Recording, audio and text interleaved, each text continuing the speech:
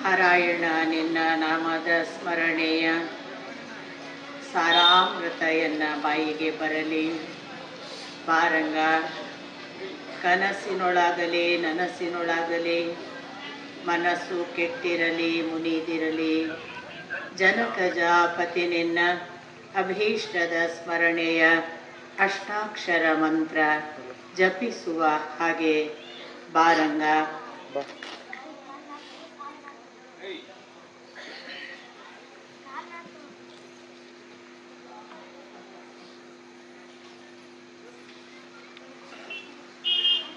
ಪರಮ ಪೂಜ್ಯರಾದ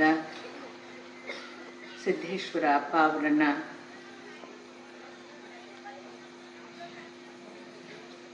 ಮನದಲ್ಲೇ ನೆನೆದು ವಂದಿಸಿ,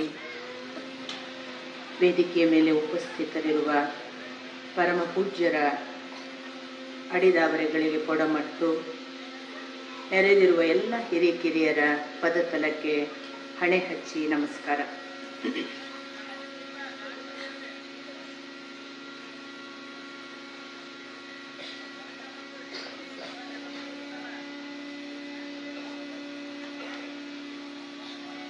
ಅಪ್ಪ ಅವರ ಬಗ್ಗೆ ಮಾತಾಡುವುದು ಅಂತಂದರೆ, ಭಗವಂತನ ಬಗ್ಗೆ ಮಾತಾಡು ಅಂತ ಹೇಳಿದಾಗ ಎಷ್ಟು ಕಷ್ಟವೋ ಅದಕ್ಕಿಂತಲೂ ಕಷ್ಟ. ಯಾಕೆ ಅಂದರೆ, ಭಗವಂತನ ಕುರಿತು ಮಾತನಾಡುವಾಗ ನಾವು ನಮ್ಮ ಕಲ್ಪನೆಯ ಭಗವಂತನನ್ನು ಮಾತನಾಡಬಹುದು. ಒಂದು ದೃಷ್ಟಿಯಿಂದ ಅವನು ನಮಗೆ ಕಂಡ ಹಾಗೆ ಅಂತ ನಾವು ಭಾವಿಸುವ ಸ್ವಾತಂತ್ರ್ಯ ಇದೆ. ಆದರೆ ಅಪ್ಪ ಅವರ ಬಗ್ಗೆ ಮಾತನಾಡಬೇಕು ಅಂತಾದಾಗ ಅವರು ನಾವು ಕಲ್ಪಿಸುವ ಭಗವಂತನ ಹಾಗೆ ಅಂತ ಭಾವಿಸಿ ಬಿಟ್ಟರೆ ಅಲ್ಲ ಅನ್ನುವ ಹಾಗೆ ನಮ್ಮಂತೆ ನಡೆದಾಡಿ ನಮ್ಮನ್ನು ಎಚ್ಚರಿಸಬಲ್ಲ ಒಂದು ಶಕ್ತಿಯಾಗಿ ಇಲ್ಲೇ ಇದ್ದಾರೆ. ಹಾಗಲ್ಲ, ಈ ಎಚ್ಚರಿಸುವ ಒಂದು ಶಕ್ತಿಯ ಭೂಮಿಕೆಯ ಒಳಗೆ ಸಿಕ್ಕುವ ಮನುಷ್ಯ ರೂಪವಲ್ಲ, ಅದರ ಆಚೆಗಿನ ಭಗವಂತ ಅಂತ ಹೇಳಿ ನನ್ನ ಕಲ್ಪನೆಗೆ ಸಿಕ್ಕ ಭಗವಂತನ ಅಳತೆಯನ್ನು ನಾನು ಮಾತನಾಡಲಿಕ್ಕೆ ತೊಡಗಿದರೆ ನಿಮಗೆಲ್ಲರಿಗೂ ಅವರು ಒಂದೊಂದು ಅಳತೆಯಲ್ಲಿ ಹತ್ತಿರ ಆದವರಾದದ್ದರಿಂದ ಹಾಗಲ್ಲ, ಅವರು ಹೀಗಿದ್ದರು ಅಂತ ಹೇಳುವ ನಿಮ್ಮ ಅನುಭವಗಳು ಕೂಡ ನನ್ನನ್ನು ತಡೆಯಬಲ್ಲವು. ಯಾಕೆಂದ್ರೆ ಅವರು ಯಾರನ್ನೂ ಬಿಟ್ಟಿಲ್ಲ, ಯಾರ ಒಳಗೂ ಹೋಗಿದ್ದಾರೆ. ಎಲ್ಲರವರ ಒಳಗಿನ ಅಂಶವಾಗಿ ಎಲ್ಲಕ್ಕಿಂತ ಹೊರಗೆ ನಿಲ್ಲಬಲ್ಲ ಒಂದು ಸಾಮರ್ಥ್ಯ ಇದ್ದವರು. ಉಪನಿಷತ್ತು ಒಂದು ಮಾತು ಹೇಳುತ್ತೆ, ಅವನು ಹೇಗೆ ಅಂದಾಗ, ತದೇಜತಿ ತನ್ನೇಜತಿ ತದ್ದೂರೇ ತದ್ವಂತಿಕೆ ತದಂತರಸ್ಯ ಸರ್ವಸ್ಯ ತದು ಸರ್ವಸ್ಯಾಸ್ಯ ಬಾಹ್ಯತಃ ಅಂತ. ಭಗವಂತನ ಗುಣಗಳ ಒಂದು ವಿವರಣೆ ಇದು, ಈಶಾವಾಸ್ಯ ಉಪನಿಷತ್ತಿನ ಮಾತು. ಅವನು ಎಷ್ಟು ಅಚಲ ಅಂದರೆ ಅವನು ಒಂದು ಕ್ಷಣವೂ ಅಲುಗುವುದಿಲ್ಲ ಅನ್ನುವಷ್ಟು ಅಚಲ. ಆದರೆ ಅವನು ಎಷ್ಟು ವೇಗ ಅಂದರೆ ಅವನಷ್ಟು ವೇಗ ಇನ್ಯಾರೂ ಇಲ್ಲ ಅನ್ನುವಷ್ಟು ವೇಗ, ಹಿಡಿಯಲಿಕ್ಕೆ ಸಾಧ್ಯವಿಲ್ಲ ಅನ್ನುವಷ್ಟು ಅವನ ಗತಿ. ಅವನು ಎಷ್ಟು ದೂರ ಅಂದರೆ ನಮಗೆ ಸಿಕ್ಕಲೇ ಅನ್ನುವಷ್ಟು ದೂರ. ಹಾಗಂತ ಅವನು ದೂರ ಅಂತ ಭಾವಿಸೋಣವ, ಅವನು ನಮ್ಮ ಒಳಗೆ ಇಲ್ಲಿಯೇ ಇದ್ದಾನೆ ಅನ್ನುವಷ್ಟು ಸಮೀಪ. ಅವನು ಎಲ್ಲದರ ಒಳಗಿದ್ದಾನೆ. ಹಾಗಂತ ಎಲ್ಲದರ ಒಳಗಿದ್ದಾನೆ ಅಂತ ಭಾವಿಸೋಣವ, ಅವ ಎಲ್ಲದರ ಹೊರಗಿದ್ದಾನೆ ಅನ್ನುವುದು ಭಗವಂತನ ಗುಣಲಕ್ಷಣವನ್ನು ಹೇಳುವ ಉಪನಿಷತ್ತಿನ ವಾಕ್ಯ. ನಿಮಗೆ ಎಲ್ಲ ಅಪ್ಪ ಅವರು ಗೊತ್ತು. ಅಪ್ಪ ಅವರು ಈ ಯಾವ ಗುಣಲಕ್ಷಣಗಳಿಗಿಂತ ಹೊರತಿದ್ದರು ಅಂತ ಒಮ್ಮೆ ಯೋಚನೆ ಮಾಡಿದರೆ ದಿಗಿಲಾಗ್ತದೆ. ಅವರ ವಾಕಿಂಗಿನಲ್ಲಿ ಏನಾದರೂ ಬೆನ್ನು ಹತ್ತುತ್ತೇವೆ ಅಂತ ಹೊರಟವನು ಅವನು ಬಹಳ ಹಿಂದೆ ಉಳಿಲೇಬೇಕು. ಅಪ್ಪ ಅವರ ಅಷ್ಟು ವೇಗ. ಹಾಗಂತ ನಾವು ಅಲ್ಲಿ ಹೋಗಿ ಅವರೊಂದು ಯಾವುದೋ ಒಂದು ಸೂರ್ಯೋದಯದ ಒಂದು ಶಿಖರದಲ್ಲಿ ಹೋಗಿ ತನ್ನ ಆ ವಾಯು ವಿಹಾರವನ್ನು ಮುಗಿಸಿ ಕುಳಿತುಕೊಂಡಾಗ ಅವರು ಅಷ್ಟು ನಿಶ್ಚಲವಾಗಿ ಅಲ್ಲಿ ನಮಗೆಲ್ಲರಿಗೂ ಲಭ್ಯರಾಗಿ ಬಿಡ್ತಿದ್ರು. ಎಷ್ಟು ಲಭ್ಯರಾಗಿ ಬಿಡ್ತಿದ್ರು ಅಂದರೆ ಅವರು ಮಾತೇ ಆಡ್ತಿರ್ಲಿಲ್ಲ, ನಮ್ಮನ್ನೆಲ್ಲ ಮಾತಿಗೆ ಹಚ್ಚುತ್ತಿದ್ರು. ನಾವು ಏನು ಮಾತಾಡ್ತೇವ ಅದನ್ನೆಲ್ಲ ಕೇಳ್ತಿದ್ರು ಭಗವಂತನ ಹಾಗೆ. ತಾನು ಸುಮ್ಮನೆ.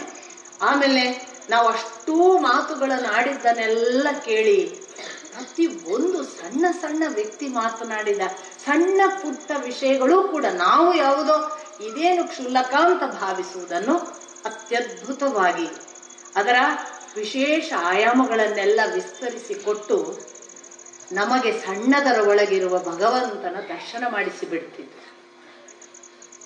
ಅಂಥ ಅಪ್ಪ ಅವರು ನಮ್ಮವರೇ ಅಂತ ಅನ್ನಿಸಿ ನಾವು ತುಂಬಾ ನಮ್ಮವರು ಅಂತ ಭಾವಿಸುವ ಒಳಗಾಗಿ ಅಲ್ಲವೇ ಅಲ್ಲ ಅನ್ನುವ ಹಾಗೆ ತಾನು ಎಲ್ಲೋ ದೂರ ಯಾರಿಗೂ ಅಂಟಿಕೊಳ್ಳದೆ ತನ್ನ ಪಾಡಿಗೆ ಇರ್ತಿದ್ರು. ಇಂಥ ಎಲ್ಲ ಭಗವಂತನ ತದ್ವಿರುದ್ಧ ಗುಣಗಳು ಅಂತ ಅನ್ನಿಸುವ ಎಲ್ಲ ಗುಣಗಳನ್ನು ಮೈಗೂಡಿಸಿಕೊಂಡು ಒಬ್ಬ ವ್ಯಕ್ತಿ ಈ ನೆಲದಲ್ಲಿ ಓಡಾಡಿದ್ದನ್ನು ನಾವು ನಮ್ಮ ಶತಮಾನದಲ್ಲಿ ಕಂಡಿದ್ದರೆ ಅದು ಅಪ್ಪ ಅವರು ಮಾತ್ರ. ನನಗೆ ಒಂದು ದಿನ ಒಂದು ಬಹಳ ದೊಡ್ಡ ಆಶ್ಚರ್ಯ ಆಗಿತ್ತು. ಸುತ್ತೂರು ಮಠದಲ್ಲಿ ಸುತ್ತೂರು ಶ್ರೀಗಳಿಗೆ ಹೇಳಿದ್ದೆ, ಯಾವಾಗಾದ್ರೂ ಅಪ್ಪ ಅವರು ಬಂದ್ರೆ ನನಗೂ ತಿಳಿಸಿ, ನಾನು ಬರ್ತೀನಿ ಅಂತ. ಮಠದ ಕಚೇರಿಯಿಂದ ಒಂದು ದಿನ ನನಗೆ ಫೋನ್ ಕರೆ ಬಂತು. ನೋಡಿ, ಇಷ್ಟು ದಿನಗಳ ಕಾಲ ಅಪ್ಪ ಅವರು ಇರ್ತಾರೆ, ನೀವು ಬರಬಹುದು ಅಂತ. ನಾನು ತಕ್ಷಣವೇ ಒಂದು ಬ್ಯಾಗ್ ಹಿಡ್ಕೊಂಡು ಒಂದು 2-3 ದಿನ ಇರೋದು ಅಂತ ಹೋಗಿದ್ದೆ. ಆ ಸುತ್ತೂರು ಆಶ್ರಮದ ಅತಿಥಿ ಗೃಹಗಳಲ್ಲಿ ಪ್ರತ್ಯೇಕವಾದ ಒಂದು ವ್ಯವಸ್ಥೆ ಅಪ್ಪ ಅವರಿಗೆ, ಬಂದ ಅತಿಥಿಗಳಿಗೆ ಇನ್ನೊಂದು ಅಂತ. ಈ ಇನ್ನೊಂದು ಅತಿಥಿ ಗೃಹದ ಕೊಠಡಿಯಲ್ಲಿ ಇರುವಾಗ ನಾನು ಹೋಗಿದ್ದು ಯಾಕೆ ಅಂದ್ರೆ, ಅಪ್ಪ ಅವರಲ್ಲಿ ಏನೊಂದು 3 ದಿನ ಜೊತೆಗಿದ್ದು ಪಡೀಲಿಕ್ಕೆ ಸಾಧ್ಯ ಇದೆ ಅಂಥವುಗಳನ್ನ ಪಡೆಯುವ ಒಂದು ಅವಕಾಶ, ಅವರ ಸಾನ್ನಿಧ್ಯ ಸಾಕು, ಅಲ್ಲಿ ಕೂತು ಬರಬೇಕು, ಅವ್ರು ಹೇಳಿದ್ದು ಕೇಳಬೇಕು, ಬೇರೆ ಏನು ಬೇಡ, ಅಪ್ಪ ಅವರು ನೋಡಿದ ನೋಟ ಸಾಕು ಅಂತ ಹೋಗಿದ್ದೆ ನಾನು. ಅಂಥ ಹಸಿವಿನಲ್ಲಿ ಹೋದ ಬಳಿಗೆ ಅಪ್ಪ ಅವರು ಒಂದು ನಿಯಮಿತ ಸಮಯದಲ್ಲಿ ಮಾತ್ರ ಹೊರಗೆ ಬರ್ತಾರೆ. ಆ ನಿಯಮಿತ ಸಮಯದಲ್ಲಿ ಮಾತ್ರ ಅವರ ಪ್ರವಚನಕ್ಕೆ ಅವರು ನಮಗೆ ಕಾಣಿಸಿಕೊಳ್ತಾರೆ. ಆ ಬಳಿಕ ಅವರು ತಮ್ಮ ಕೊಠಡಿಯ ಒಳಗೆ ತಾನು ಏಕಾಂತದಲ್ಲಿರ್ತಾರೆ. ಯಾವಾಗಾದ್ರೂ ಸಂದರ್ಭ ಬಂದ್ರೆ ಅವರ ವಾಕಿಂಗಿನ ಹೊತ್ತಿಗಷ್ಟೇ ನಮಗೆ ಸಿಗಬಹುದು ಅಂತ ನನಗೆ ಅಲ್ಲಿ ಹೋದ ಮೇಲೆ ಗೊತ್ತಾಯಿತು. ತೊಂದರೆ ಇಲ್ಲ ಅಂತ ನಾನು ಆ ಪ್ರವಚನದ ದಾರಿ ಕಾದುಕೊಂಡು ಕೂತಿದ್ದೆ. ಅದು ಬೆಳಿಗ್ಗಿನ 1 ತಾಸು. ನಿಮಗೆಲ್ಲ ಗೊತ್ತಿದೆ, ಅಪ್ಪ ಅವರು ಮಾತನಾಡುವುದು ಅಂದ್ರೆ ಮುಂಜಾನೆ ಹಕ್ಕಿ ಪಕ್ಕಿಗಳು ಭಗವಂತನ ಸ್ತುತಿ ಮಾಡುವ ಹೊತ್ತು. ಬೇರೆ ಹೊತ್ತಿಗೆ ಅಪ್ಪ ಪ್ರವಚನ ಮಾಡೋದಿಲ್ಲ. ಭಗವಂತನನ್ನು ಹಕ್ಕಿ ಪಕ್ಕಿಗಳು, ಪುರಂದರದಾಸರು ಹೇಳ್ತಾರಲ್ಲ, ಹಕ್ಕಿ ಪಕ್ಕಿಗಳೆಲ್ಲ ಬೆಳಿಗ್ಗೆ ಎದ್ದು ಯಾಕೆ ಚೀ ಚೀ ಕೂಗ್ತಾವೆ ಅಂದ್ರೆ ಆಮೇಲೆ ಕೂಗುವುದಿಲ್ಲ. ನೀವು ಗಮನಿಸ್ಬೇಕು, ಮತ್ತೆ ಕೂಗುವುದವುಗಳು ಸಂಜೆ ಮನೆ ಸೇರುವಾಗಲೇ. ಉಳಿದ ಹೊತ್ತು ಅವುಗಳು ಕರ್ಮದಲ್ಲಿ ನಿರತ. ಕರ್ಮನಿರತವಾದ ಪಕ್ಷಿಗಳು ನಮಗೆ ಕೊಡುವ ಪಾಠ ಏನು ಅಂದ್ರೆ, ಬೆಳಿಗ್ಗೆ ಎದ್ದ ತಕ್ಷಣ ಭಗವಂತನನ್ನು ಸ್ತುತಿಸು, ಈ ದಿನ ಕೊಟ್ಟದ್ದಕ್ಕೆ, ಅವನಿಗೆ ಒಂದು ಕೃತಜ್ಞತೆ ಹೇಳಿ ದಿನವನ್ನು ಆರಂಭಿಸು ಅನ್ನುವ ಹಾಗೆ ಹಕ್ಕಿ ಪಕ್ಕಿಗಳ ಕಲರವ. ಆ 5:30, 6 ಒಳಗೆ ಆ ಹಕ್ಕಿ ಪಕ್ಕಗಳ ಕಲರವ ಮುಗೀತದೆ. ಮತ್ತೇನಿದ್ರು ಅವುಗಳು ಕಣ್ಣಿಗೆ ಕಣ್ಣು ಕೊಟ್ಟು ಆಹಾರ ಎಲ್ಲಿ ಸಿಗ್ತದೆ ಅಂತ ಹುಡುಕುವ ಹೊತ್ತು.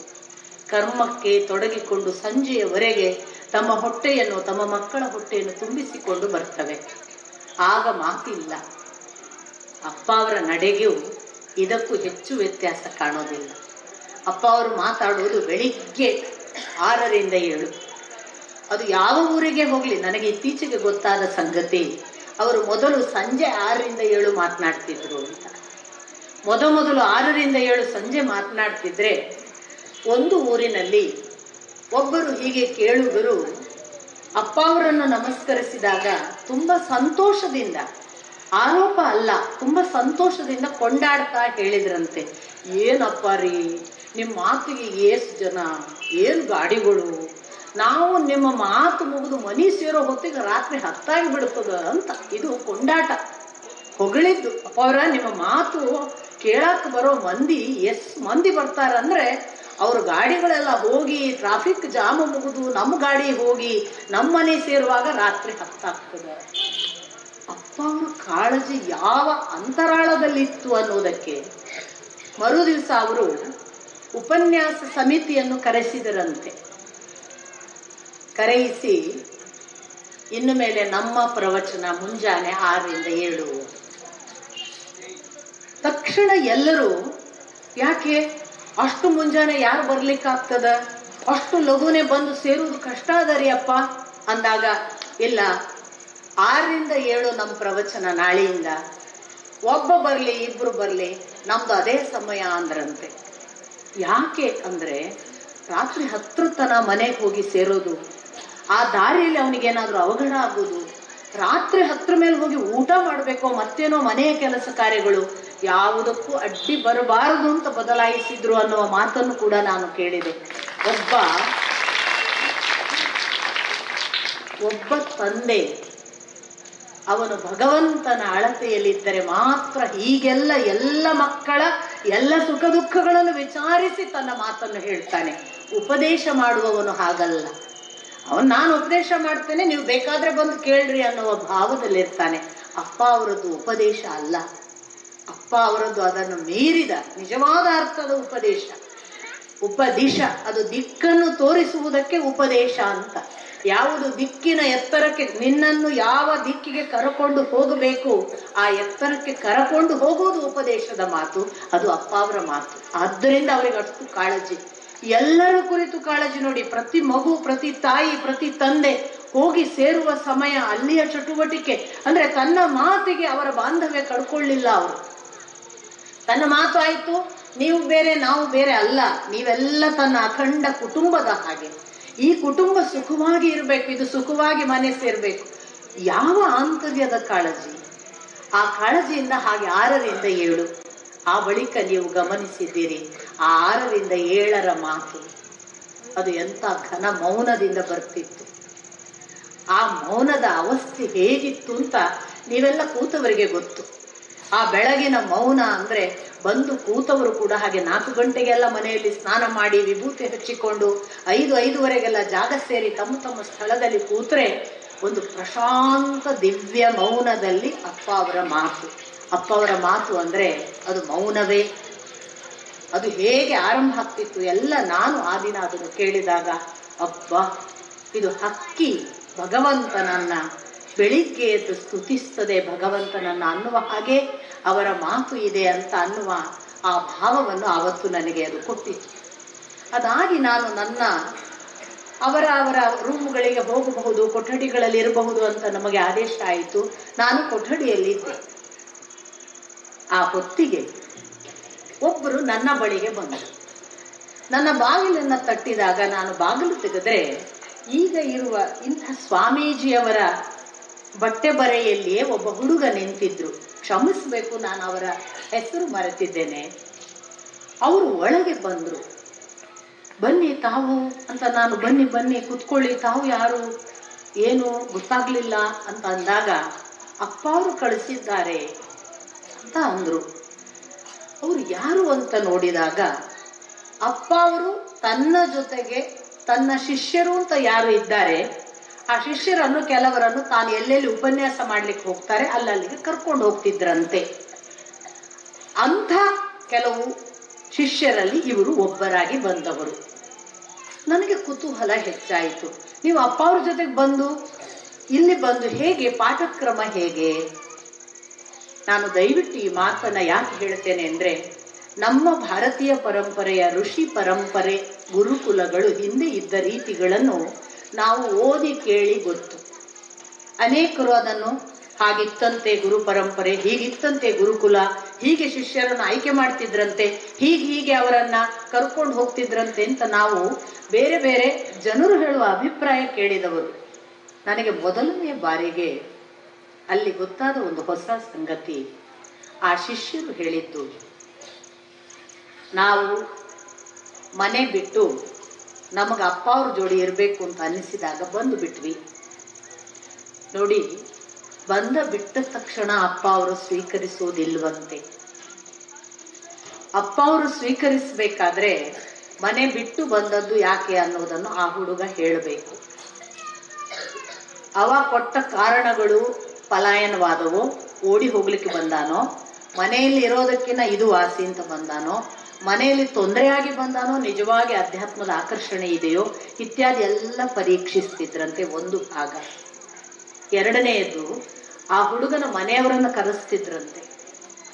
ಕರೆಯಿಸಿ, ನೀ ಯಾಕೆ ಬಂದ್ರಿ, ನಿಮ್ಮ ಮಗ ಯಾಕೆ ಇಲ್ಲಿ ಬಂದಾನ, ನಿಮಗೆ ಇಚ್ಛಾ ಇದ್ದು ಬಂದಾನೋ ಅಥವಾ ಅವನು ಓಡಿ ಬಂದಾನೋ, ನಿಮಗೆ ಗೊತ್ತಿದ್ದು ಬಂದಾನೋ ಗೊತ್ತಿಲ್ಲದೆ ಬಂದಾನೋ, ಗೊತ್ತಿದ್ದು ಬಂದದ್ದು ಆದ್ರೆ ಜಗಳಾಗಿ ಬಂದಾನೋ ಜಗಳಾಡದೆ ಅನುಮತಿ ತಗೊಂಡು ಬಂದಾನೋ, ಇವೆಲ್ಲ ಪರಿಶೀಲಿಸಿ ಅಪ್ಪ ಅವ್ರ ಸೂಕ್ಷ್ಮಜ್ಞತೆ.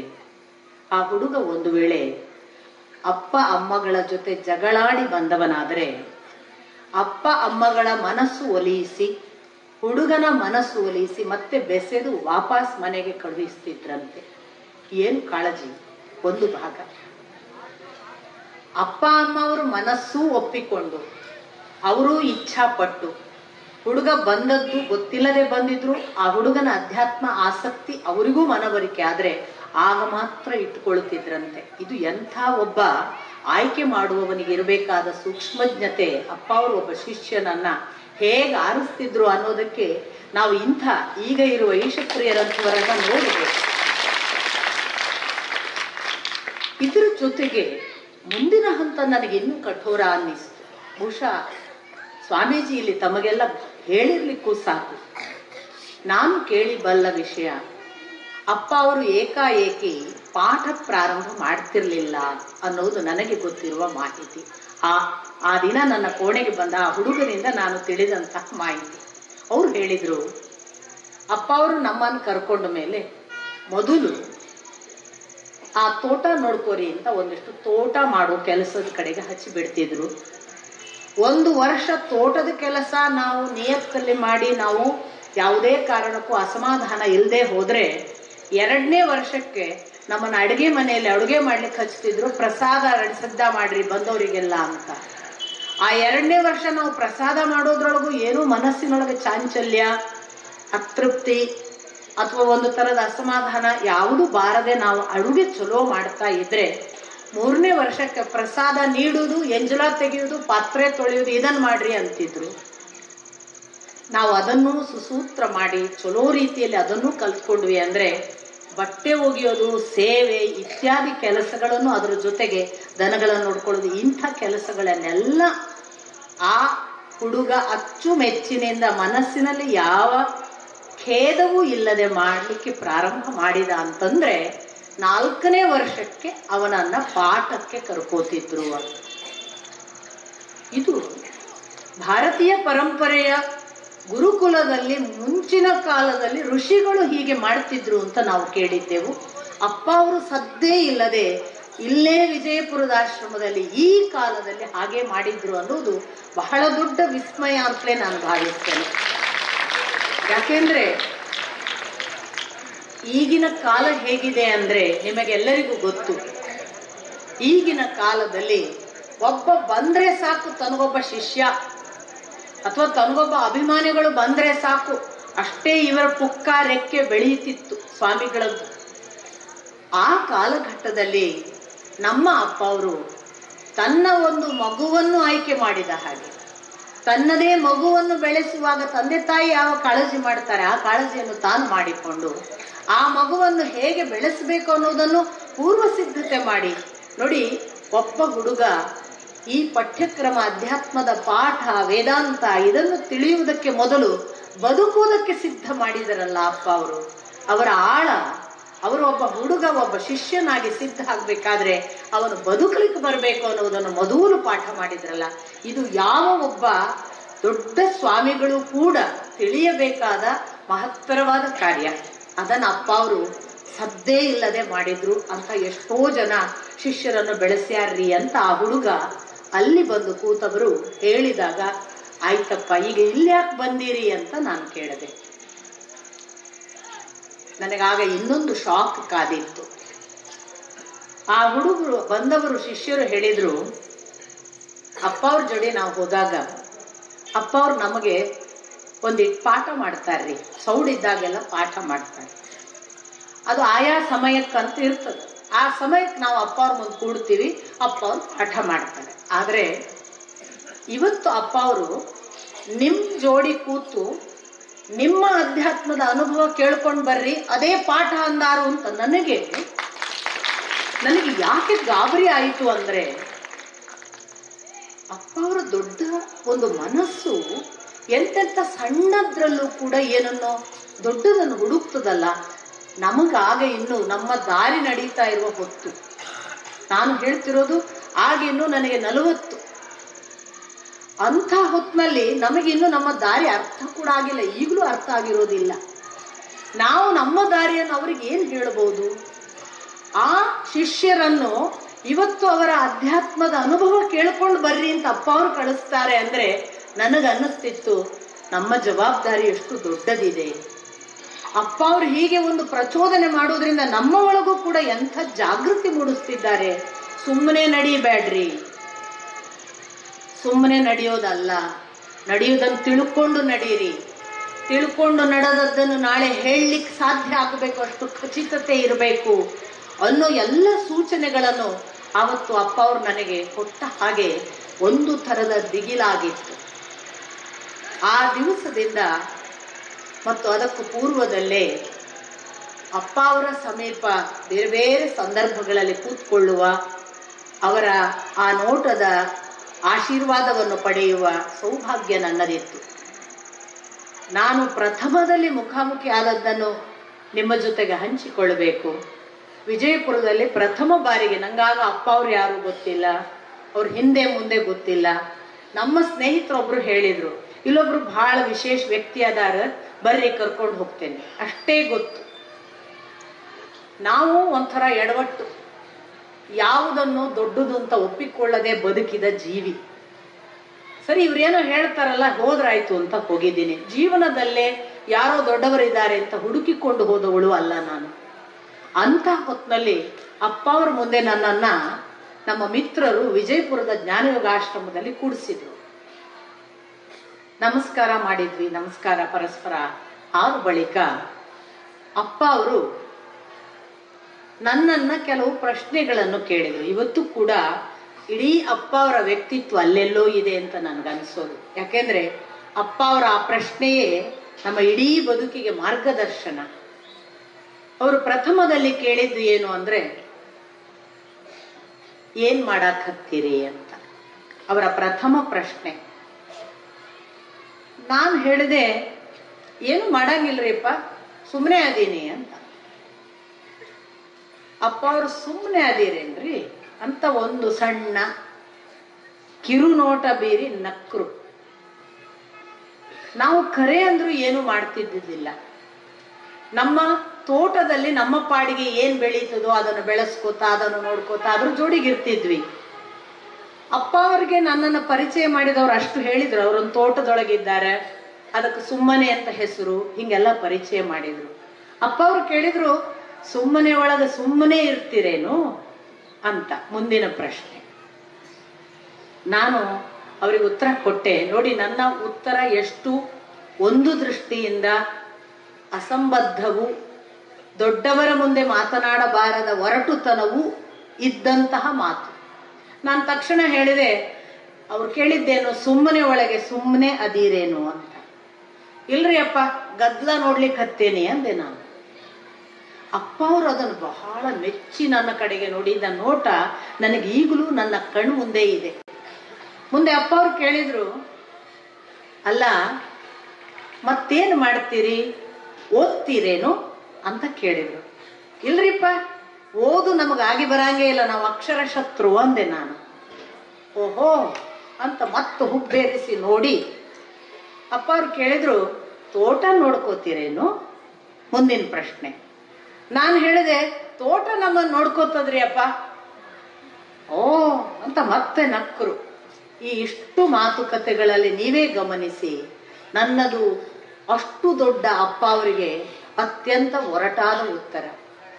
ಆವತ್ತು ಅಪ್ಪ ಅವರು ನನ್ನನ್ನ ಅಗುಳು ಮುಟ್ಟಿ ಪರೀಕ್ಷೆ ಅಂತಾರಲ್ಲ, ಆ ಪರೀಕ್ಷೆ ಮಾಡಿದ್ದಾರೆ ಅಂತ ನಾನು ಭಾವಿಸ್ತೀನಿ. ಯಾಕೆಂದ್ರೆ ಅವತ್ತಿನಿಂದ ಮೊನ್ನೆ ಅವರು ಈ ನೆಲ ಬಿಡುವವರೆಗೆ ನಾವು ಓಡಿ ಹೋದಾಗೆಲ್ಲ ಹರಸಿದ್ದಾರೆ. ನಾವು ಓಡಿ ಹೋದಾಗೆಲ್ಲ ಅವರ ಆ ದಿವ್ಯ ದೃಷ್ಟಿಯ ಆಶೀರ್ವಾದ ಮಾಡಿದ್ದಾರೆ. ಅವರ ಕೃಪಾ ಕಟಾಕ್ಷ ನೋಡಿ, ಅಕ್ಷ ಕಟಾಕ್ಷ ಎಲ್ಲ ಶಬ್ದಗಳು ನಮಗೆ ಎಲ್ಲೋ ಸಾಹಿತ್ಯದ ಶಬ್ದಗಳು, ಆದರೆ ನಾನು ಅದನ್ನು ವೈಯಕ್ತಿಕವಾಗಿ ಆ ದಿವ್ಯ ಕೃಪಾ ಕಟಾಕ್ಷವನ್ನು ಅನುಭವಿಸಿದವಳು. ಎಷ್ಟೋ ಸಂದರ್ಭದಲ್ಲಿ ಹೀಗೆ ಒಂದು ಗುಂಪು ಜನ ಕೂತಿದ್ದಾಗ ನಾನು ಹೋದದ್ದಿದೆ. ಅಪ್ಪ ಅವ್ರು ಹೀಗೆ ಕೂತಿರ್ತಿದ್ರು, ನಾ ಹೋಗಿ ನಮಸ್ಕಾರ ಮಾಡಿ ಅಲ್ಲೇ ಅವ್ರು ಕೂಡು ಅಂದ್ರೆ ಅಲ್ಲೇ ಕಾಲ್ ಪಕ್ಕ ನೆಲಕ್ಕೆ ಕೂಡ್ತಿದ್ದೆ.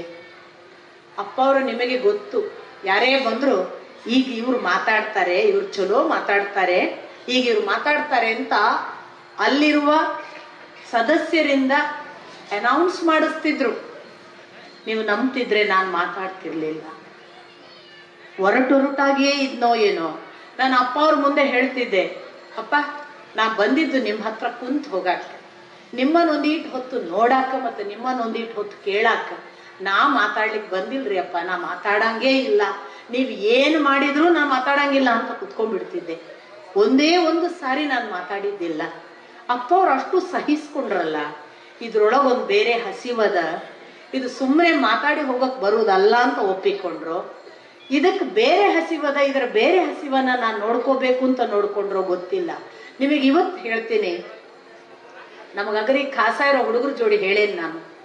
ನಾ ಬಹಳ ಬಾರಿ ಅಂದ್ಕೊಂಡದ್ದಿತ್ತು, ಅಪ್ಪ ಅವ್ರ ಜೋಡಿ ಒಂದ್ 2-3 ವರ್ಷ ಆಶ್ರಮದಲ್ಲಿ ಅವ್ರ ಸೇವಾ ಮಾಡ್ಕೊಂಡಿರ್ಬೇಕು ಅಂತ ನನಗೆ ಬಹಳ ಇತ್ತು. ಎಷ್ಟೋ ಸರಿ ನಾಲಿಗೆ ತುದಿಗೆ ಬರ್ತಿತ್ತು, ಅಪ್ಪ ನಾನು ನಿಮ್ ಜೋಡಿ ಒಂದ್ 4 ವರ್ಷ ಇರ್ಲೇನ್ರಿ ಅಂತ ಕೇಳಬೇಕು ಅಂತ. ಆದ್ರೆ ಕೇಳಲಿಲ್ಲ. ಒಂದೇ ಕಾರಣ, ಅವ್ರದ್ದೊಂದು ವ್ಯವಸ್ಥೆ, ಅದೊಂದು ಆಶ್ರಮ, ಆ ಆಶ್ರಮದೊಳಗೊಂದು ನಿಯಮ, ಅದರೊಳಗೊಂದು ಕಟ್ಟುಪಾಡು. ಅಲ್ಲಿ ನಾನು ಬಂದು ಅಪ್ಪ ಅವರಿಗೋ ವ್ಯವಸ್ಥೆಗೋ ಆಶ್ರಮಕ್ಕೋ ಕೆಟ್ಟ ಹೆಸರು, ಕೆಟ್ಟದೊಂದು ಕಳಂಕ, ಏನಾದ್ರೂ ಅನುಚಿತವಾದದ್ದು ಆಗುವುದು, ಯಾರಿಗಾದ್ರೂ ತೊಂದರೆ ಆಗುವುದು ಬೇಡ ಅನ್ನೋ ಒಂದೇ ಕಾರಣಕ್ಕೆ ನಾನು ಹಿಂದೆ ಸರಿದೆ. ಇವತ್ತು ನನಗನ್ಸುತ್ತೆ, ಕೇಳಬೇಕಿತ್ತು.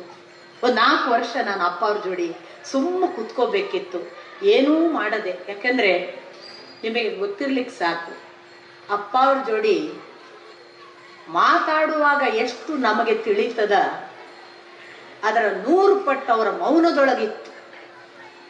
ನೀವು ಗಮನಿಸಿರಿ ಅಂತ ನಾನು ಭಾವಿಸ್ತೀನಿ. ಯಾಕಂದ್ರೆ ಒಂದು ಸಂದರ್ಭ, ನಾವು ಅದು ರಾವಳ್ಗಾಂವ್ ಅನ್ನುವ ಜತ್ತಿ ಹತ್ರದ ಒಂದು ಹಳ್ಳಿ. ಅದು ಶುಚಿತ್ವಕ್ಕೆ ಬಹಳ ದೊಡ್ಡ ಹೆಸರು. ನಮಗ್ ಗೊತ್ತೇ ಇರಲಿಲ್ಲ ಅಂಥದೊಂದು ಶುಚಿ ಹಳ್ಳಿ ಅದ ಅನ್ನೋದೇ ನನಗೆ ಗೊತ್ತಿರಲಿಲ್ಲ. ಒಂದ್ ದಿವಸ ನನಗೆ ಕರೆ ಬಂತು ಅಪ್ಪ ಅವ್ರ ಕಡೆಯಿಂದ. ಅಪ್ಪ ಅವ್ರು ಒಬ್ರು ಶಿಷ್ಯರು ಯಾರೋ ಮಾಡಿದ್ರು. ನಾಡಿದ್ದು ರಾವಳ್ಗಾಂವಲ್ಲಿ ಬೆಳಿಗ್ಗೆ ಮುಂಜಾನೆ 8ಕ್ಕೆ ನೀವಿರ್ಬೇಕಂತೆ ಅಪ್ಪ ಅವ್ರು ಹೇಳ್ಯಾರ. ನನಗೆ ಏನು ಎಂತೂ ಗೊತ್ತಿಲ್ಲ. ನಾವು ಬೆಳಿಗ್ಗೆ ಮುಂಜಾನೆ 5ಕ್ಕೆ ಹೊರಟು ರಾವಳ್ಗಾಂವನ್ನ ತಲುಪಿದ್ವಿ ಸಮಯಕ್ಕೆ ಸರಿಯಾಗಿ. ನೀವು ಯಾರಾದ್ರೂ ನೋಡ್ಲಿಲ್ದಿದ್ರೆ ದಯವಿಟ್ಟು ಆ ಹಳ್ಳಿನ ನೋಡ್ರಿ. ಅಪ್ಪ ಅವ್ರಿಗೆ ಬಹಳ ಪ್ರೀತಿಯ ಹಳ್ಳಿ ಅದು. ಅದು ಎಂಥ ಶುದ್ಧತೆ ಅಂದ್ರೆ ಇಡೀ ಹಳ್ಳಿ ಒಳಗೆ ನಿಮಗೆ ಒಂದೇ ಒಂದು ಗಟರ್ ಕಾಣೋದಿಲ್ಲ. ಒಬ್ರು ತಂಬಿಗೆ ತಗೊಂಡು ಹೋಗಿ ಹೊಲಸು ಮಾಡಿದ್ದು ಕಾಣೋದಿಲ್ಲ ಇಡೀ ಹಳ್ಳಿಯಾಗ. ಇಡೀ ಊರಿಗೆ ನಾವು ಹೋದ ದಿವಸದವರೆಗೆ ಅಪ್ಪ ಅವ್ರ ಮುಂದೆ ಆ ಹಳ್ಳಿಯವರು ಘೋಷಿಸಿದ್ದು 300 ವರ್ಷಗಳಿಂದ ಅಲ್ಲಿ ಒಂದೇ ಒಂದು ಪೊಲೀಸ್ ಕೇಸ್ ಇಲ್ಲ. ಆ ಊರವರೇ ಬಗೆಹರಿಸ್ಕೊತಾರೆ, ನ್ಯಾಯಗಳಿಲ್ಲ. ಅದು ಎಂಥ ಚಂದ ಸುಂದರವಾದ ಹಳ್ಳಿ ಅಂದ್ರೆ, ನಮಗ ಹಳ್ಳಿ ಪ್ರವೇಶ ಮಾಡುವಾಗಿಂದ ರಂಗೋಲಿಯ ಸ್ವಾಗತ. ನಾನು ಅಪ್ಪ ಅವರು ಆ ರಂಗೋಲಿ ಮೇಲೆ ಆ ಕಡೆ ಈ ಕಡೆ ಎಲ್ಲಾ ಹೆಣ್ಮಕ್ಳು ಕುಂಭಕಲಶದಲ್ಲಿ ಸ್ವಾಗತ ಮಾಡಿಕೊಂಡು ಪುಷ್ಪವೃಷ್ಟಿ ಬಂದ್ರೆ, ಅವತ್ತು ಆ ಹಳ್ಳಿ ಒಳಗೆ ಒಂದು ಶಾಲೆಯ ಸಭಾಂಗಣ ಉದ್ಘಾಟನೆ, ಶಾಲೆಯ ಒಂದು ಲ್ಯಾಬ್ ಉದ್ಘಾಟನೆ, ಶಾಲೆಯ ಒಂದು ಗ್ರಂಥಾಲಯ ಉದ್ಘಾಟನೆ ಅಂತ ಕಾಣ್ತದೆ ನನಗೆ ನೆನಪು. ಒಟ್ಟು 3 ಉದ್ಘಾಟನೆ. ನೀವು ನಂಬ್ತಿದ್ರೆ ನಂಬ್ರಿ, ಅಪ್ಪ ಅವ್ರ ಜೋಡಿ ನಾನು ಅಪ್ಪ ಅವ್ರ ಹಿಂದೆ ಎಷ್ಟು ಸಾಧ್ಯವೋ ಅಷ್ಟು ಅವರ ಹಿಂದೆ ಮೌನವಾಗಿ. ನಿಮಗೆ ಗೊತ್ತು, ಅಪ್ಪ ಅವರ ಹೆಜ್ಜೆ ಕೂಡ ಒಂದು ಸಪ್ಪಳ ಮಾಡುವುದಿಲ್ಲ.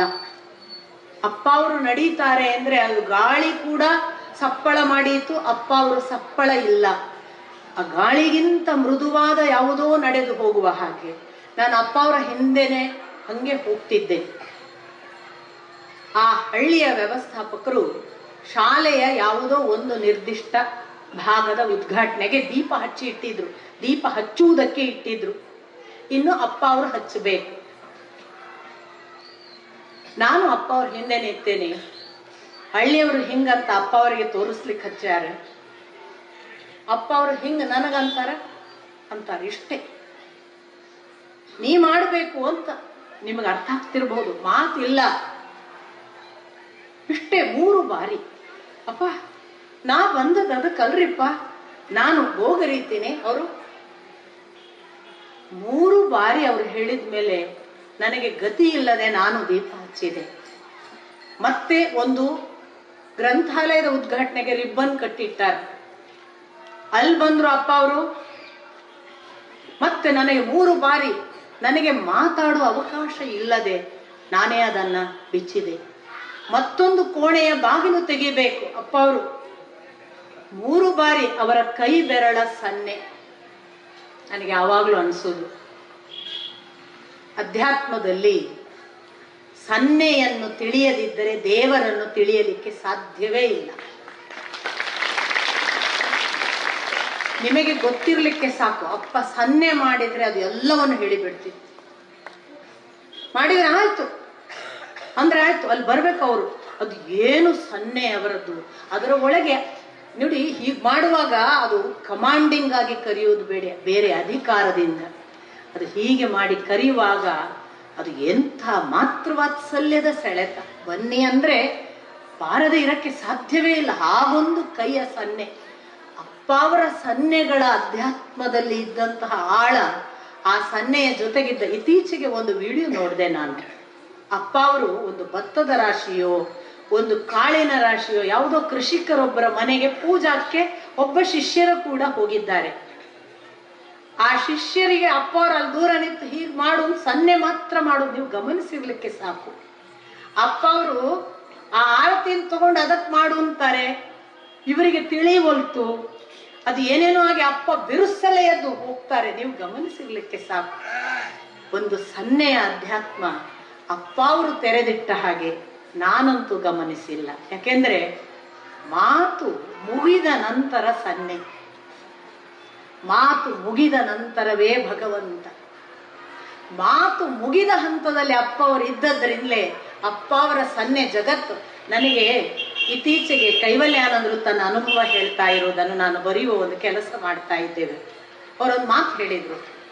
ಅಪ್ಪ ಅವರಿಗೆ ಏನಾದರೂ ಬಹಳ ಅವಶ್ಯ ಬಿದ್ದಾಗ ತನ್ನ ಕೊಠಡಿಯಿಂದ ಅವರು ಅಂತ ಅಲ್ಲಿರುವ ಟೇಬಲ್ಲಿಗೆ ಹೀಗೊಂದು ಸಪ್ಪಳ ಮಾಡ್ತಿದ್ರಂತೆ.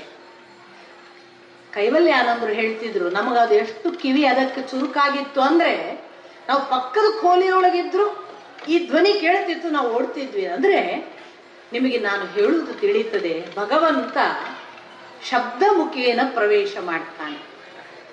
ಭಗವಂತ ಮೊದಲು ಸ್ತುತಿ ಮುಖಾಂತರ ಬರ್ತಾನೆ ಅಂತ ಆ ಥರ ಬಂದವರು ಅಪ್ಪ ಅವರು. ಹಾಗೆ ಅನೇಕರನ್ನು ಶಬ್ದ ಮುಖೇನ ಪ್ರವೇಶ ಮಾಡಿದ್ದಾರೆ ಅನ್ನೋದಕ್ಕೆ ನೀವೆಲ್ಲ ಸಾಕ್ಷಿ.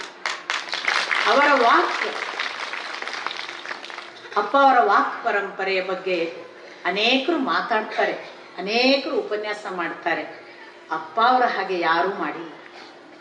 ಅಪ್ಪ ಅವರೇ ಎಷ್ಟು ಬೆಳಿಗ್ಗೆ 6ರಿಂದ 7ಕ್ಕೆ ಬರುವ ಜನಸಂಖ್ಯೆ 10,000, 20,000, 40,000 ಅಂತಂದ್ರೆ ಜನರ ಸಂಖ್ಯೆಯನ್ನ ಜಗತ್ತಿಗೆ ಎಲ್ಲ ಸೇರಿಸಿದ್ರೆ ಲಕ್ಷಗಳಾದವು ಅನ್ನೋದಕ್ಕೆ ಅವರು ಹೋದ ದಿನ ಬಂದ ಜನ ಸೇರಿದ್ರಲ್ಲ, 20 ಲಕ್ಷ ಜನ ಸೇರಿದ್ದು. ಆ ಅಷ್ಟೂ ಜನ ಅಪ್ಪ ಅವರನ್ನು ಬೀಳ್ಕೊಡೋಕ್ಕೆ ಇಲ್ಲಿ ಒಂದಿಷ್ಟೂ ಸಪ್ಪಳ ಇಲ್ಲದೆ ಕಣ್ಣೀರ ಧಾರೆ ಆದ್ರಲ್ಲ, ಅದು ಯಾವುದು? ಅದು ವಾಕ್ ಪರಂಪರೆ. ನೋಡಿ, ದೇವರ ಬಗ್ಗೆ ಬರೆದಿಟ್ಟದ್ದನ್ನ ಓದಬಹುದು, ಓದಿದ್ದನ್ನ ತಿಳ್ಕೋಬಹುದು. ಇನ್ನೊಬ್ಬರು ಯಾರೋ ತಿಳಿದವರು ಓದಿ ಹೇಳಬಹುದು. ಆ ಓದಿ ಹೇಳಿದ ಪಾಠವನ್ನು ನೀವು ತಿಳಿದು ಗ್ರಹಿಸಿ ನಿಮಗೂ ಒಂದಿಷ್ಟು ಅರ್ಥ ಆಗಬಹುದು. ಇದು ಒಂದು ಪರಂಪರೆ, ಇದು ಅಕ್ಷರ ಪರಂಪರೆ. ಅದಕ್ಕೆ ಸ್ವಲ್ಪ ಎದುರಿನವನಿಗೆ ಓದು ಬರಹ ಗೊತ್ತಿರಬೇಕು. ಅಪ್ಪ ಅವರು ಮಾಡಿದ ದೊಡ್ಡ ಸಾಧನೆ ಅಂತ ಇದ್ರೆ, ಅಕ್ಷರ ಬಾರದ, ಬರೆಯಲಿಕ್ಕೂ ಬಾರದ, ಓದಲಿಕ್ಕೂ ಬಾರದ ಎಲ್ಲ ತಾಯಿ ತಂದೆಯರ ಹೃದಯದ ಒಳಗಿನ ಭಗವಂತನನ್ನು ಎಬ್ಬಿಸಿದ್ದಾರೆ. ಇದೇನು ಸಾಮಾನ್ಯ ಕೆಲಸವ? ಇದನ್ನು ಶತಮಾನದಲ್ಲಿ ಅವರೊಬ್ಬರೇ ಮಾಡಿದ್ದು ಅಂತ ನಾನು ಭಾವಿಸ್ತೇನೆ. ಯಾಕೆ ಗೊತ್ತಾ? ಅನೇಕ ವಿದ್ವಾಂಸರು ಮಾತಾಡಿದ್ದಾರೆ, ಅವರಿಗೆಲ್ಲ ವಿದ್ವಾಂಸರು ಮಾತ್ರ ಶಿಷ್ಯರಾಗಿದ್ದಾರೆ. ಸ್ವಲ್ಪ ಓದಿದವರು ಮಾತ್ರ ಅವರ ಶಿಷ್ಯರು. ಅಪ್ಪ ಅವರಿಗೆ ಶಿಷ್ಯರು ಯಾರು ಅಂತ ಕೇಳಿದ್ರೆ ಅಕ್ಷರ ಬಾರದವರು, ಓದಲಿಕ್ಕೆ ಬಾರದವರು. ಯಾಕೆ? ಶ್ರುತಿ ಮತ್ತು ಸ್ಮೃತಿ ಪರಂಪರೆಯನ್ನು ಆ ಪರಿ ವೇದ ಕಾಲದಲ್ಲಿ ನಡೆಸಿದ ಹಾಗೆ ನಡೆಸಿದವರು ಅಪ್ಪ ಅವರು. ಅದು ಸಾಮಾನ್ಯ ಕೆಲಸ ಅಲ್ಲ. ಅದನ್ನು ಭಗವಂತ ಅಪರೂಪಕ್ಕೆ ಕೆಲವರಿಗೆ ಮಾತ್ರ ಮಾಡಿಸಿದ್ದಾನೆ. ಅದನ್ನು ವೇದವ್ಯಾಸರು ಮಾಡಿದ್ರು, ಅದನ್ನು ಶ್ರೀಕೃಷ್ಣ ಮಾಡಿದ, ಅದನ್ನು ಒಬ್ಬ ಬಸವಣ್ಣನಂತವರು ಮಾಡಿದ್ರು, ಒಬ್ಬ ಅಲ್ಲಮನಂತವರು ಮಾಡಿದ್ರು, ಅಪ್ಪ ಅವರು ಅದನ್ನು ಮಾಡಿದ್ರು. ನನ್ನದೊಂದು ಬಹಳ ಮುಖ್ಯ ಕಾಳಜಿ, ಅಪ್ಪ ಅವರ ಆ ವಾಕ್ ಪರಂಪರೆ ಅದು ಶಿವಾನಂದ ಸ್ವಾಮಿಗಳಿಂದ, ಸದಾಶಿವಾನಂದ ಸ್ವಾಮೀಜಿಯವರಿಂದ ಬಂದ ಪರಂಪರೆ ಅಂತ ನಾನು ಕೇಳಿಬಲ್ಲೆ. ಆ ಸದಾಶಿವಾನಂದ ಸ್ವಾಮೀಜಿಗಳು ಮಲ್ಲಿಕಾರ್ಜುನಪ್ಪ ಗುರುಗಳಿಗೆ, ವೇದಾಂತ ಕೇಸರಿ ಅನ್ನಿಸಿಕೊಂಡ ಮಲ್ಲಿಕಾರ್ಜುನಪ್ಪ ಗುರುಗಳಿಗೆ ಅದನ್ನು ಆದೇಶಿಸಿದರಂತೆ. ಮಲ್ಲಿಕಾರ್ಜುನಪ್ಪ ಸ್ವಾಮೀಜಿಯವರ ಶಿಷ್ಯರಾಗಿ ಅಪ್ಪ ಅವರು ಅದನ್ನು ಮುಂದುವರಿಸಿದ್ರು. ನನ್ನ ವೈಯಕ್ತಿಕವಾದ ಕಾಳಜಿ ಮತ್ತು ಕೋರಿಕೆ, ನಮ್ಮ ಈಶಪ್ರಸಾದರಂಥವರು, ಅಮೃತಾನಂದರಂಥವರು ದಿನವೂ ಅದನ್ನು ಮುಂದುವರಿಸಬೇಕು. ಯಾಕಂದ್ರೆ ಅನೇಕ ಜನ ಓದಲಿಕ್ಕೆ ಬಾರದವರೂ ಕೂಡ ಭಗವಂತನ ದಾರಿ ನಡೆದಿದ್ದಾರೆ. ಅವರನ್ನು ಅರ್ಧದಲ್ಲಿ ಕೈ ಬಿಡಬಾರದು. ಅಪ್ಪ ಅವರು ಒಂದು ಹಂತ ಮುಟ್ಟಿಸಿದ್ದಾರೆ, ಅವರನ್ನು ಮುಂದುವರಿಸುವ ಹಾಗೆ ನಡೆಸುವ ಹೊಣೆ ಖಂಡಿತಕ್ಕೂ ನಿಮ್ಮೆಲ್ಲರ ಮೇಲಿದೆ ಅಂತ ನಾನು ಸ್ವಲ್ಪ ನನ್ನ ಸ್ವಾತಂತ್ರ್ಯವನ್ನ ನಾನೇ ನನ್ನ ಕೈಗೆ ತೆಗೆದುಕೊಂಡು ಹೇಳೋದು. ಅದು ಮುಂದುವರಿದರೆ ಬಹುಶಃ ಅಪ್ಪ ಅವರ ಆ ಒಂದು ಪರಂಪರೆ, ಯಾಕೆಂದ್ರೆ ಅದು ಸಾಮಾನ್ಯ ಪರಂಪರೆ ಅಲ್ಲ, ಶ್ರುತಿ ಸ್ಮೃತಿ ಪರಂಪರೆ, ಅದು ವೇದ ಕಾಲದ ಪರಂಪರೆ. ಅದನ್ನು ಉಳಿಸಿ, ಅದನ್ನು ನಡೆಸಿ, ಅದನ್ನು ಬೆಳೆಸಿದವರು ಅಪ್ಪ ಅವರು. ಅಂಥದೊಂದು ಸೌಭಾಗ್ಯವನ್ನು ನಮಗೆ ಕರುಣಿಸಿದ್ದಾರೆ. ಅಂಥ ಅಪ್ಪ ಅವರನ್ನ ನಾನು ಎಷ್ಟು ಹೇಳಿದರೂ ನಿಮಗೆ ಈಗಾಗಲೇ ಹೇಳಿದ ಹಾಗೆ ಅದು ಮುಗಿಯುವ ಭಾಗವಲ್ಲ. ಆದರೆ ಅಪ್ಪ ಅವರು ಕೊನೆಗೆ ಒಂದು ನಿರ್ಗಮನದ ದುಃಖವನ್ನು, ತಾನು ಇಲ್ಲಿ ದೈಹಿಕವಾಗಿ ಇರುವುದಿಲ್ಲ ಅನ್ನುವ ಕಠೋರ ಸತ್ಯವನ್ನು ನಮಗೆಲ್ಲ ಮೂಡಿಸಿ ಹೋದ ಬಗೆ ಇದೆಯಲ್ಲ, ಅದು ಅವರ ಆ ಪ್ರೀತಿಯಷ್ಟೇ ಕಠೋರವಾದ ಭಾಗ. ನನಗಂತೂ ವೈಯಕ್ತಿಕವಾಗಿ ಇವತ್ತಿಗೂ ಅರಗಿಸಿಕೊಳ್ಳಬೇಕು ಅಂತ ಪ್ರಯತ್ನ ಪಟ್ಟರೂ ಇನ್ನೂ ಅರ್ಥವಾದರೂ ಅದು ಬೇಡ ಅಂತ ಅನ್ನಿಸುವ ಅವರು ಇಲ್ಲಿಯೇ ಇದ್ದಾರೆ. ಈಗ ನಮ್ಮ ಒಬ್ರು ಪೈಲಟ್ ಮಿತ್ರರು ಅಪ್ಪ ಅವರ ಜೊತೆಗೆ ಒಡನಾಡಿದವರು ಹೇಳಿದ್ರು, ಅಪ್ಪ ಅವರು ದೈಹಿಕವಾಗಿ ಇಲ್ಲ ಅಷ್ಟೇ ರೀ, ಇಲ್ಲೇ ಇದ್ದಾರೆ, ಅಪ್ಪ ಅವರು ಇಲ್ಲೇ ಇದ್ದಾರೆ, ನಮ್ಮ ಜೊತೆಗೆ ಇದ್ದಾರೆ. ಖಂಡಿತ ಹೌದು. ಆದರೆ ಅವರು ಇದ್ದಾರೆ ಅನ್ನುವ ಭಾವದಲ್ಲಿ ನಾವು ಮೈ ಮರೆತು ಬಿಟ್ಟರೆ ನಮಗವರು ದಕ್ಕದೇ ಹೋಗಬಹುದು. ಅವರು ಇರುವ ಅರಿವನ್ನ ನಾವು ಹೇಗೆ ಪಡೆಯುವುದು ಅನ್ನೋದು ನನಗೂ ಗೊತ್ತಿಲ್ಲ. ಆದರೆ ಅಪ್ಪ ಅವರನ್ನ ಆ ಒಂದು ಕೊನೆಯ ಗಳಿಗೆಯಲ್ಲಿ ಅವರು ಹೊರಟು ಹೋದ ಆ ರೀತಿಯನ್ನ ಇವತ್ತಿನ ದಿನದಲ್ಲಿ ನಮಗೆ ಅದು ದೊಡ್ಡ ಪಾಠ ಅಂತಲೇ ನಾನು ಭಾವಿಸ್ತೇನೆ. ಯಾಕೆಂದ್ರೆ ನಮಗೆಲ್ಲ ಇವತ್ತಿಗೂ ಕೂಡ ಹೇಗೆ ಹೋಗುವುದು ಅನ್ನೋದೇ ಗೊತ್ತಿಲ್ಲ. ನಾವು ಎಲ್ಲರೂ ಕೂಡ ಹೋಗುವುದು ಹೇಗೆ ಅಂತ ಗೊತ್ತಿಲ್ಲದೆ ಒದ್ದಾಡುವವರು. ಹೋಗುವುದನ್ನು ಹೀಗೆ ತಾನೇ ನಿರ್ಣಯಿಸಿ ಹೋಗಬಹುದು ಅಂತ ಅಪ್ಪ ಅವರು ಅಷ್ಟು ಜನರಿಗೆ ತೋರಿಸಿ ಹೋದ್ರಲ್ಲ, ಅದೇನು ಸಾಮಾನ್ಯ ಕಠೋರ ವ್ರತ ಅಲ್ಲ, ಅದು ಸಾಮಾನ್ಯವೂ ಅಲ್ಲ, ಅಸಾಮಾನ್ಯವಾದ ಒಂದು ನಡೆ. ಅಪ್ಪ ಅವರು ನೋಡಿ ಆಯ್ಕೆ ಮಾಡಿಕೊಂಡದ್ದು ಅಗ್ನಿಯನ್ನು ಭೂಮಿಯಲ್ಲಿ ಹಾಕಿಡಿ, ಅದು ಕೆಲವು ಕಾಲ ಇರ್ತದೆ, ಅಷ್ಟು ಬೇಗ ಕರಗೋದಿಲ್ಲ. ಜಲದಲ್ಲಿ ಹಾಕಿಡಿ, ಅದು ಒಂದಿಷ್ಟು ಕಾಲಾನಂತರ ಕೊಳಿಯೋದಕ್ಕೆ ಎಷ್ಟೋ ಸಮಯ ತೆಗೆದುಕೊಳ್ತದೆ. ಜಲವೂ ಪಂಚಭೂತಗಳಲ್ಲಿ ಬೇಗ ಕರಗಿಸುವುದಿಲ್ಲ. ವಾಯುವಿಗೆ ಬಿಟ್ಟು ನೋಡಿ, ವಾಯು ಕರಗಿಸುವುದಕ್ಕೆ ಶತಮಾನಗಳು ಬೇಕಾಗಬಹುದು. ಒಂದು ಆಕಾಶಕ್ಕೆ ಓಪನ್, ಈ ಆಕಾಶದಲ್ಲಿ ಬಿಟ್ಟು ಬಿಡುವ ಎಷ್ಟೋ ಪದ್ಧತಿ ಇವತ್ತು ನಮ್ಮಲ್ಲಿ ಪಾರ್ಸಿ ಜನಾಂಗದಲ್ಲಿ ಇದೆ. ಅದೂ ಕೂಡ ಅಷ್ಟು ಬೇಗ ಇಲ್ಲವಾಗಿಸುವುದಿಲ್ಲ. ಅಗ್ನಿ ಮಾತ್ರ ಈ ಕ್ಷಣಕ್ಕೆ ಮುಟ್ಟಿದ್ದನ್ನು ಸುಟ್ಟು ಭಸ್ಮ ಮಾಡಿಬಿಡುವ ಪಂಚಭೂತಗಳಲ್ಲಿ ಅತ್ಯಂತ ಶ್ರೇಷ್ಠವಾದ, ವೇದದ ಪ್ರಕಾರ ಪುರೋಹಿತನ ಕೆಲಸ ಮಾಡುವ ಪ್ರಖರವಾದ ಒಂದು ತತ್ವ. ಪಂಚಭೂತಗಳಲ್ಲಿ ಅಗ್ನಿ ತತ್ವಕ್ಕೆ ತನ್ನನ್ನು ಕೊಟ್ಟುಕೊಳ್ತೇನೆ ಅನ್ನುವವನು ಒಂದರೆ ಕ್ಷಣ ಇಲ್ಲಿ ಇರಬಾರದು ಅನ್ನುವ ಭಾವದವನು. ಒಂದರೆ ಕ್ಷಣ ತಾನು ಇಲ್ಲಿ ಇರಬಾರದು ಅನ್ನುವ ಭಾವವಿತ್ತಲ್ಲ, ಅದು ಅಪ್ಪ ಅವರಲ್ಲಿ ಎಷ್ಟು ತೀವ್ರ ಇತ್ತು ಅನ್ನುವುದಕ್ಕೆ ಅವರ ವಿಲ್ಲು ಸಾಕ್ಷಿ. ಆ ವಿಲ್ಲು ನನಗೆ ಬಹಳ ಬಾರಿ ಅನ್ನಿಸುವುದುಂಟು. ನಮ್ಮ ಇಡೀ ಭಾರತೀಯ ಪರಂಪರೆಯ ಯಾವುದೇ ವಿಲ್ಲನ್ನು ನೀವು ತೆಗೆದುಕೊಂಡು ನೋಡಿ, ಪ್ರತಿ ವಿಲ್ ಅದು ನಾನು ಎಂಥವರಿಗೆ ಇದು ಸಲ್ಲುತ್ತದೆ ಎನ್ನುವುದನ್ನು ಬರೆಯುವುದಕ್ಕೆ ಇರುವ ವಿಲ್. ನನ್ನ ನಂತರ ಇದು ಯಾರಿಗೆ ಸಲ್ಲುತ್ತದೆ, ನನ್ನ ನಂತರ ಈ ಆಶ್ರಮ ಯಾರಿಗೆ ಸಲ್ಲುತ್ತದೆ, ನನ್ನ ನಂತರ ಈ ದೇಹ ಯಾರಿಗೆ ಸಲ್ಲುತ್ತದೆ, ನಾವು ಯಾರಿಗೋ ಹಕ್ಕು ಕೊಡುವುದಕ್ಕೆ ಬರೆಯುವ ವಿಲ್. ಭಾರತದ ಇತಿಹಾಸದಲ್ಲಿ ಒಂದು ಪ್ರಪ್ರಥಮ ವಿಲ್ ಇದು ಯಾರಿಗೂ ಸಲ್ಲುವುದಿಲ್ಲ ಅನ್ನುವುದಕ್ಕೆ ಬರೆದ ವಿಲ್ ಅಪ್ಪ ಅವರದ್ದು. ಇದು ಯಾರಿಗೂ ಸಲ್ಲುವುದಿಲ್ಲ. ಇದು ಬಹಳ ಆಶ್ಚರ್ಯವಾದ ಒಂದು ಮಾದರಿಯನ್ನ, ಒಬ್ಬ ಸನ್ಯಾಸಿ ಬಿಟ್ಟು ಹೋಗಬಹುದಾದ ಹೊಸ ಮಾದರಿಯನ್ನ ಅಪ್ಪ ಅವರು ಬಿಟ್ಟು ಹೋಗಿದ್ದಾರೆ. ಅಪ್ಪ ಅವರು ಬಿಟ್ಟು ಹೋದದ್ದು ಇದು ಒಂದಲ್ಲ, ಇಂಥ ನೂರಾರು ಅವರು ಬಿಟ್ಟು ಹೋದ ಮಾದರಿಗಳು ನನಗೆ ಕಾಣಿಸುವ ಹಾಗೆ ಅವರು ಇಲ್ಲಿ ಇನ್ನೂ ನಡೆದಾಡುತ್ತಿದ್ದಾರೆ ಅನ್ನುವುದಕ್ಕೆ ಸಾಕ್ಷಿ. ನಾವು ಆ ಮಾದರಿಗಳನ್ನು ನಡೆದರೆ ಅಪ್ಪ ಅವರ ಜೊತೆಗೆ ನಡೆಯುತ್ತಿದ್ದೇವೆ ಅಂತ ಅರ್ಥ. ನಾವು ಆ ಮಾದರಿಗಳನ್ನು ಮರೆತು ಬಿಟ್ಟರೆ ಅಪ್ಪ ಅವರನ್ನು ಮರೆತಿದ್ದೇವೆ ಅಂತ ಅರ್ಥ. ಇಂಥ ಅಪ್ಪ ಅವರು ಈಗಾಗಲೇ ನಮ್ಮನ್ನ ದೈಹಿಕವಾಗಿ ಬಿಟ್ಟು ಹೋದರೂ ಕೂಡ ವೈಯಕ್ತಿಕವಾಗಿ ಮತ್ತು ನಿಮಗೆಲ್ಲರಿಗೂ ಸೇರಿದಂತೆ ಅವರು ಯಾರನ್ನು ಬಿಟ್ಟು ಹೋಗಿಲ್ಲ ಅನ್ನುವ ಭಾವವನ್ನ ಪದೇ ಪದೇ ನಮಗೆ ಗುಣಪಡಿಸ್ತಲೇ ಇದ್ದಾರೆ. ನನ್ನ ಜೀವನದಲ್ಲಂತೂ ನಾನು ಬಹಳ ಬಾರಿ ಇನ್ನೇನು ಈ ದಾರಿಯಲ್ಲಿ ನಡೆಯಲಿಕ್ಕಾಗೋದಿಲ್ಲ, ಇದು ತುಂಬಾ ಕಷ್ಟಕಾರಕ, ಇಲ್ಲಿಯೇ ನಿಲ್ಲಿಸಿ ಬಿಡೋಣ, ಇದು ಬಹುಶಃ ಇಷ್ಟೇ ಅಂತ ಕಾಣಿಸ್ತದೆ, ಇಂಥ ಅನೇಕ ಅತಿರೇಕಗಳ ಸಂದರ್ಭಗಳು ಬಂದಾಗೆಲ್ಲ ನನ್ನನ್ನು ಅಪ್ಪ ಅವರು ತುಂಬ ಪ್ರೀತಿಯಿಂದ ಮಾರ್ಧವವಾಗಿ ಕೈ ಹಿಡಿದು ನಡೆಸಿದ್ದಾರೆ. ಅಷ್ಟೇ ಕಠೋರವಾಗಿ ಅಲ್ಲಮನ ಹಾಗೆ ಜಾಡಿಸಿದ್ದಾರೆ. ಆ ಎರಡೂ ಮುಖವನ್ನು ನಾನು ಪದೇ ಪದೇ ಅನುಭವಿಸ್ತೇನೆ. ಅಂಥ ಕೃತಾರ್ಥ ಭಾವವೇ ಇವತ್ತು ನನ್ನನ್ನು ನಿಮ್ಮ ಹತ್ರ ಕರ್ಕೊಂಡ್ಬಂದಿದೆ. ಅಪ್ಪ ಅವರು ತನ್ನ ಕುರುಹೇ ಉಳಿಬಾರ್ದು ಅಂತ ಎಲ್ಲೂ ಕುರುಹು ಉಳಿಸ್ಲಿಲ್ಲ. ಅವರ ಚಿತ್ರ ಅದು ಭಾವಚಿತ್ರವಾಗಿ ನಮ್ಮ ಜೊತೆಗಿದೆ. ಆ ಭಾವಚಿತ್ರವಾಗಿ ಅದು ಕಣ್ಣು ಮುಚ್ಚಿದರೂ ಅಂತರ್ಗತವಾಗಿದೆ.